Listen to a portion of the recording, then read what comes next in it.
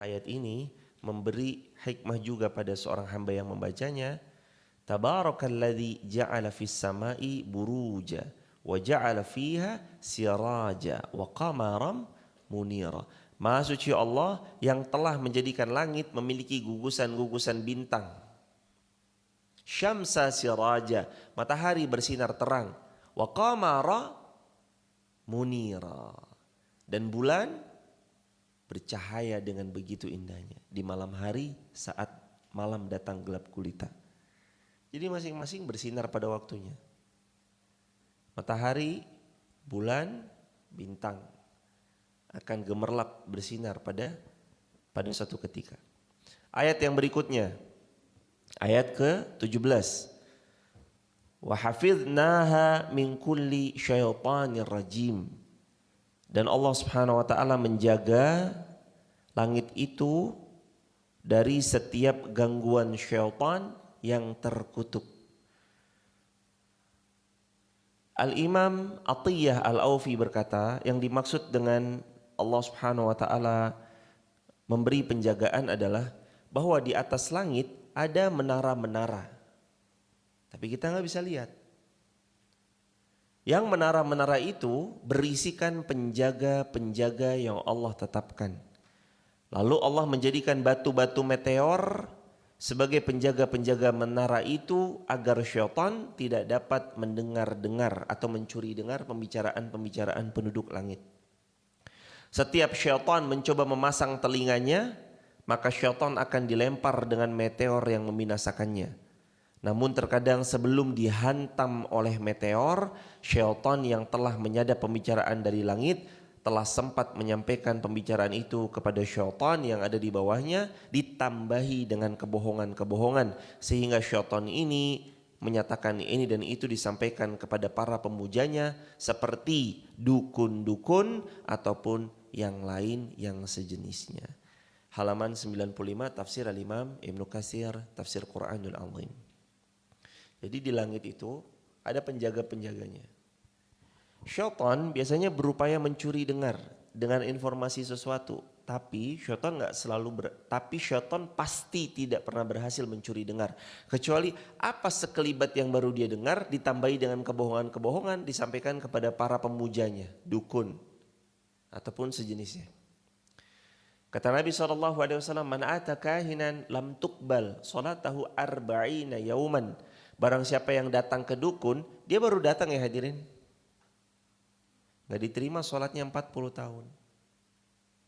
Wa man ata kahinan fasaddaqah bima yaqul, dan barang siapa yang datang ke dukun lalu fasaddaq, membenarkan bima yaqul, dari apa yang dukun itu utarakan, laqad kafara bima unzila ala abdihi Muhammad, maka dia telah kufur terhadap apa yang Allah turunkan kepada Nabi Muhammad SAW.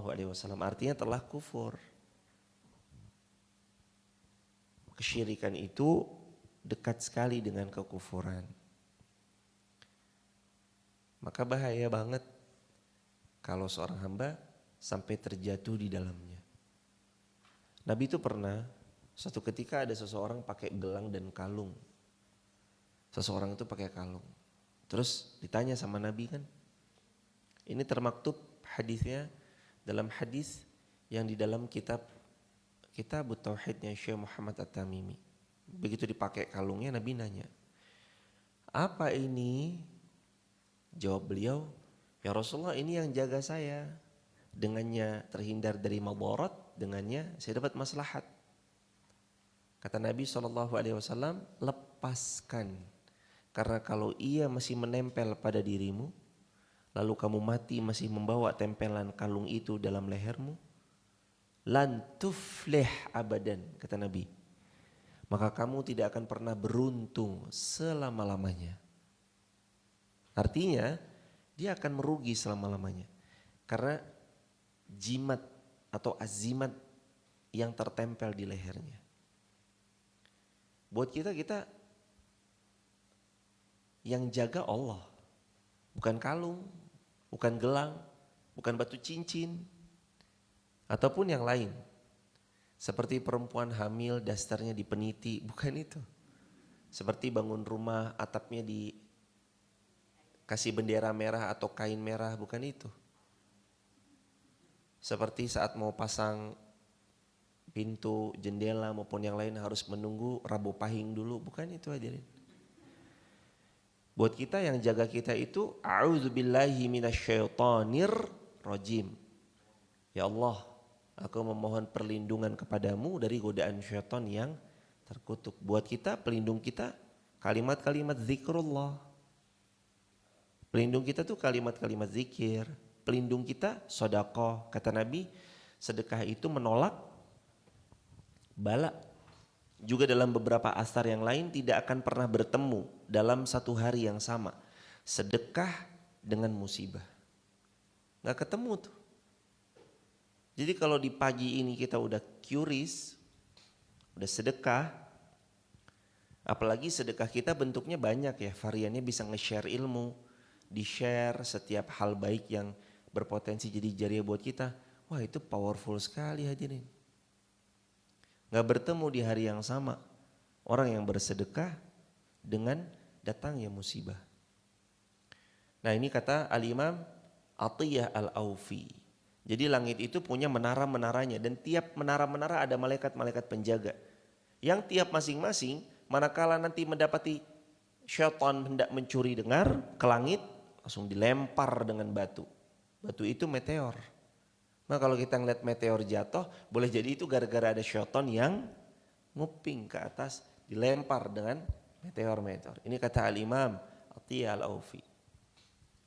Hadirin jamaah dirahmati Allah, juga ada tambahan bahwa kalau syaitan dapat informasi dari langit, itu pasti diberitahu sama dukun-dukun, ditambahi dengan kebohongan-kebohongan. Ditambahin sama kebohongan-kebohongan penuh kedustaan. Makanya jangan percaya. Dia tambahi dengan kebohongan-kebohongan penuh kedustaan.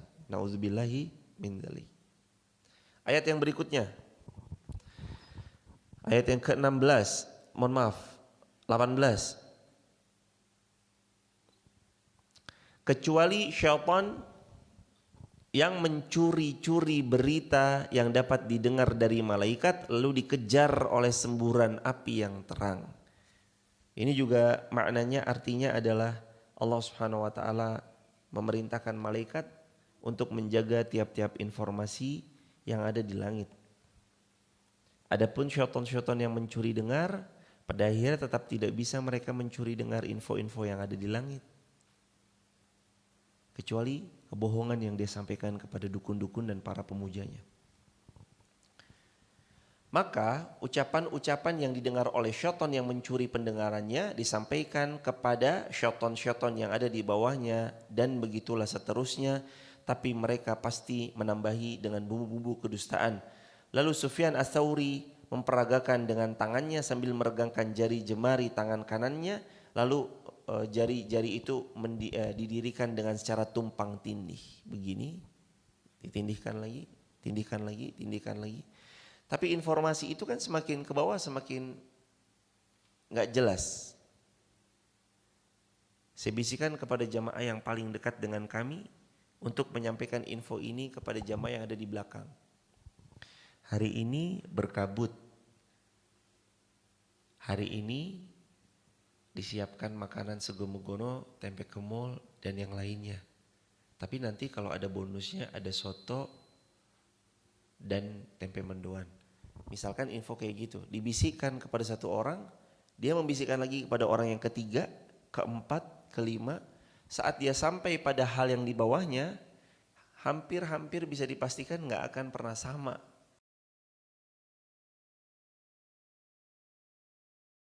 Lawang info pertamanya aja udah salah. Syaitan gak bisa mendengar berita valid yang ada di langit kecuali hanya mencuri-curi dengar. Lalu dia berbohong dengan tambahin kedustaan, tambahin lagi, kan begitu ya tadi ya. Syaitan menyampaikan yang ada di bawahnya lagi, di bawahnya lagi, sampai ke dukun. Makanya orang yang datang ke orang disebut orang pintar karena biasanya yang datang orang yang tidak pintar. Disebut paranormal karena yang datang padanya tidak normal. Nggak perlu hadirin datang kepada hal-hal yang demikian ya. Emang kita kalau mau sesuatu tuh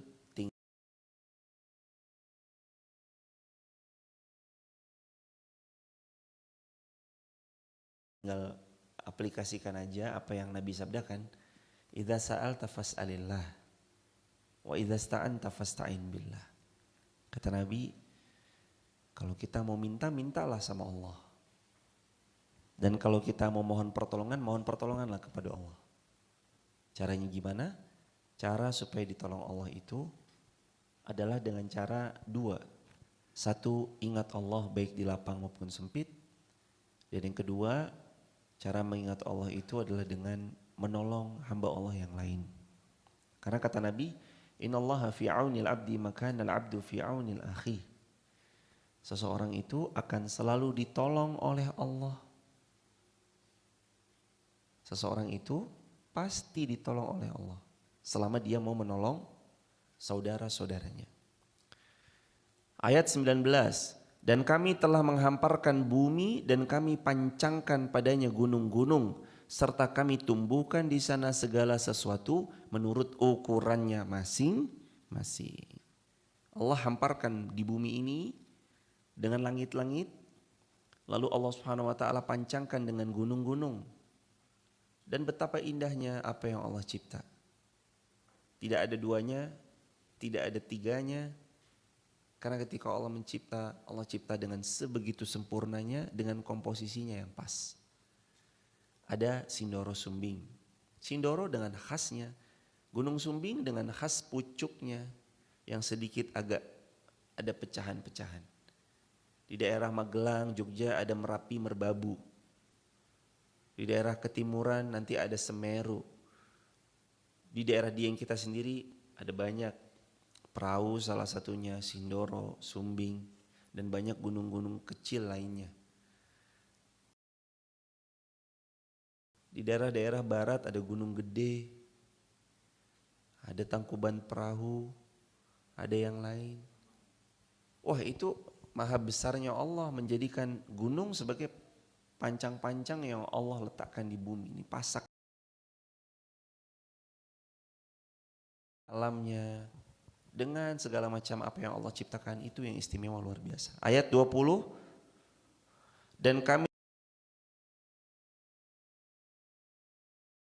pula makhluk-makhluk yang bukan kamu pemberi rezeki atas mereka. Coba jemaah. Waja'alna lakum fiha ma'aish, dan kami jadikan di dalam bumi yang kamu tinggali itu ada sumber kehidupan untuk kalian. Allah kasih banyak kebaikan pada kita, tanaman, tumbuhan, sayuran.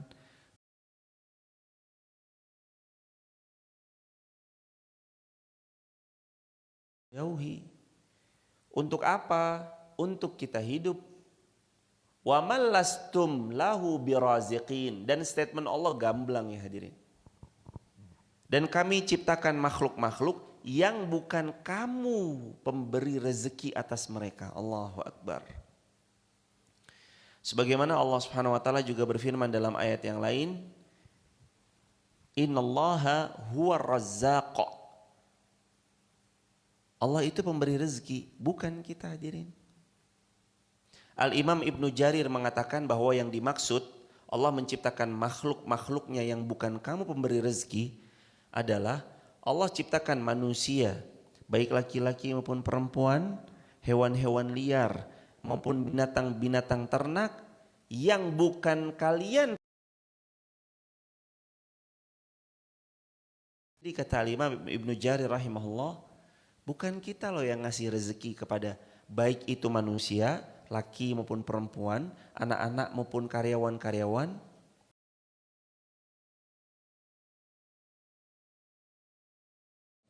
Iya, kita gaji itu juga atas taufik dari Allah. Allah yang memudahkan rezeki itu masuk ke kantong kita. Lalu kita memberi gaji kan bukan